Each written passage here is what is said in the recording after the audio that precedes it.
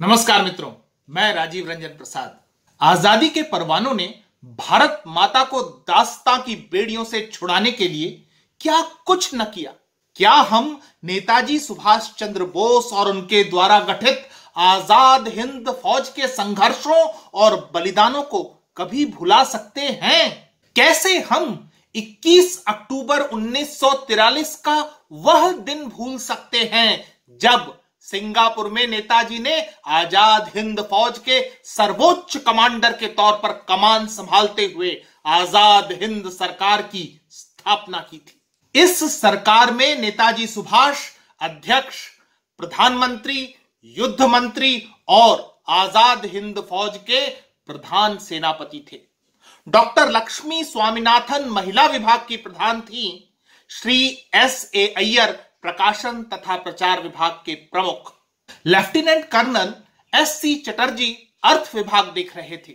आजाद हिंद सरकार में फौज के प्रतिनिधि थे lieutenant colonel Aziz Ahmad, lieutenant colonel N.S. Bhagat, colonel J.K. Bhosle, lieutenant Gulzara Singh, lieutenant colonel M.Z. Kiani, lieutenant colonel A.D. Loknathan, lieutenant colonel Ishan Qadir और लेफ्टिनेंट कर्नल शाहनवाज खान। सरकार के प्रधान परामर्शदाता थे श्री आनंद मोहन सहाय और श्री रास बिहारी बोस। यह ऐसी सरकार थी जिसे Germany, Japan, Italy, Burma, Malaya, Philippines, Indonesia, Hind चीन, मंचूरिया, कोरिया आदि देशों की सरकारों से मान्यता प्राप्त थी। आजाद हिंद फौज में 6 विभाग थे। सदर दफ्तर, हिंद फील्ड ग्रुप, शेरदिल गुरिल्ला ग्रुप, विशेष सेवा दल, गुप्तचर विभाग और इन्फोर्समेंट विभाग। इस सरकार के आधिपत्य में जापान के सहयोग से अंडमान और निकोबार द्वीप समूह आ गया, जहां 30 दिसंबर 1943 को स्वतंत्र भारत का ध्वज लहराया। आजाद हिंद सरकार द्वारा नियत राष्ट्रीय गान की आरंभिक पंक्तियां थीं। शुभ सुख चैन की वर्षा बरसे, भारत भाग है जागा, पंजाब सिंध गुजरात मराठा द्राविड़ उत्कल बंगा, चंचल सागर विंध्य हिमालय, नीली जमुना गंगा, नित तेरे गुण गाए, तुझसे जीवन पाए सब तन पाए आशा, सूरज बनकर जग पर चमके, भारत नाम सुभागा, जय हो जय हो जय जय जय जय हो। आजाद हिंद फौज का प्रयाण गीत आज भी जुबां जुबां पर है। हाँ, यही कदम कदम बढ़ाए जा, खुशी के गीत गाए जा, ये जिंदगी है कौम की, तू कौम पे लुटाए जा। नेताजी गठित भारतीय फौज का नारा था दिल्ली चलो और अभिवादन था जय हिंद। नेताजी सुभाष द्वारा गठित आजाद हिंद सरकार ने हिंदी को राष्ट्रभाषा घोषित किया था। जिस आजाद सरकार का लक्ष्य और नारा था दिल्ली चलो, वह अंडमान निकोबार से संतुष्ट नहीं रह सकती थी। वर्ष 1944 में निर्णायक सैन्य अभियान आरंभ किया गया।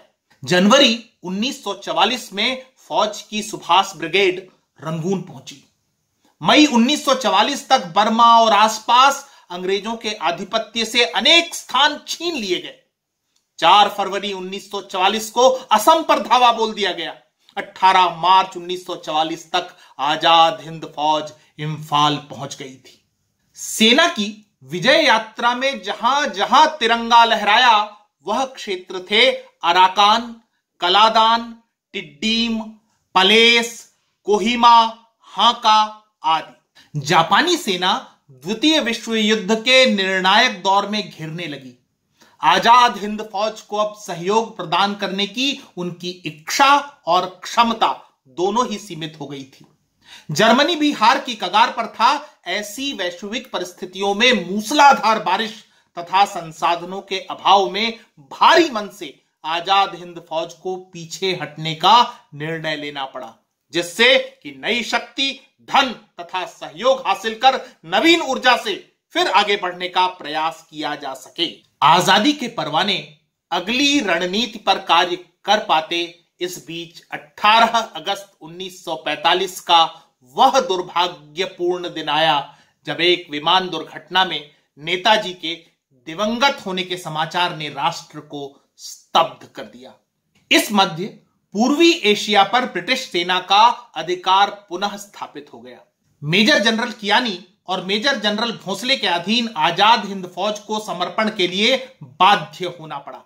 गिरफ्तार किए गए सैन्य अधिकारियों व सैनिकों को लाल किले सहित अन्य जेलों में रखा गया।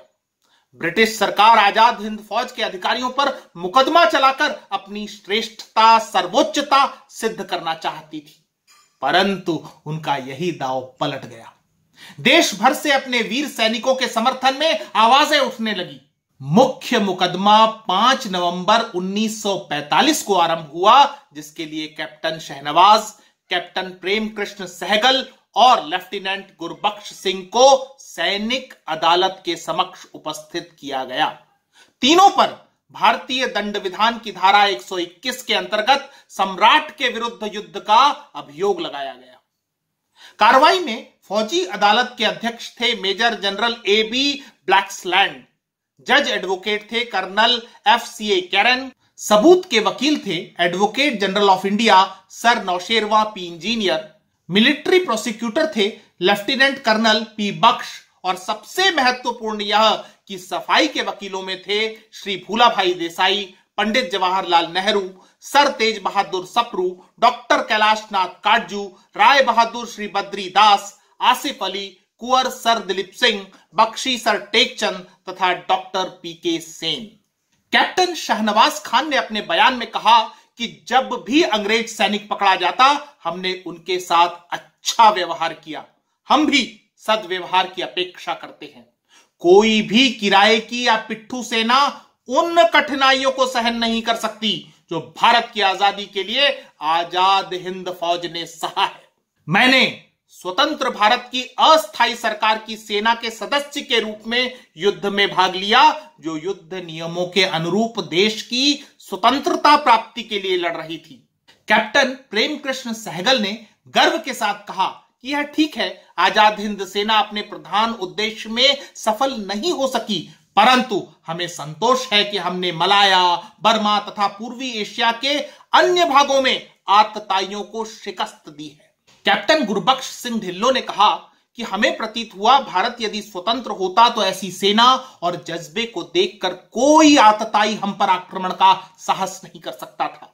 मैं महसूस करता हूं कि एक शक्तिशाली स्वेच्छित राष्ट्रीय सेना बनाकर अंग्रेजों को खदेड़ा जा सकता है। 17 दिसंबर 1945 को हुई सुनवाई में वकील फूलाराम देसाई ने जोरदार पैरवी करते हुए मामले को अंतरराष्ट्रीय कानूनों के अनुसार चलाए जाने की वकालत की, क्योंकि अंडमान निकोबार द्वीप समूह पर मान्यता प्राप्त आजाद हिंद सरकार का शासन था।